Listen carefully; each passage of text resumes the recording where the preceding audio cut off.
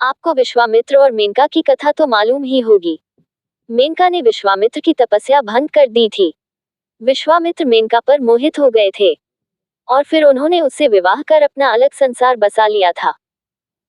लेकिन मार्कंडेय ऋषि जब तपस्या करने लगे तो इंद्र को फिर से अपना सिंहासन खतरे में नजर आया। तब उन्होंने मार्कंडेय की तपस्या भंग करने के लिए उर्वशी को भेजा। उर्वशी तपस्या स्थल पर पहुंच गई और उसने अपनी सिद्धि शक्ति से सुहावना मौसम बनाया तथा हर तरह का कामुक नृत्य और गान किया, लेकिन मार्कंडेय ऋषि टस से मज नहीं हुए।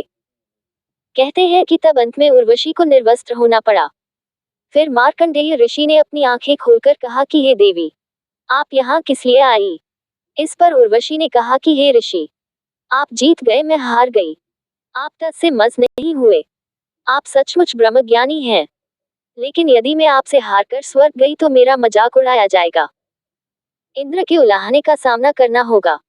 उर्वशी ने कहा कि मैं इंद्र की पटरानी हूँ। इस पर मार्कंडेय ऋषि ने कहा कि जब इंद्र मरेगा तब तुम क्या करोगी? उर्वशी बोली, मैं 14 इंद्र तक बनी रहूंगी। मेरे सामने 14 इंद्र अपनी अपनी इंद्र पदवी भोगकर मर जाएंगे। मेरी आयु स्वर्ग की पटरानी के रूप में है। इसी तरह एक ब्रह्मा के दिन, एक कल्प की आयु एक इंद्र की पटरानी शची की है।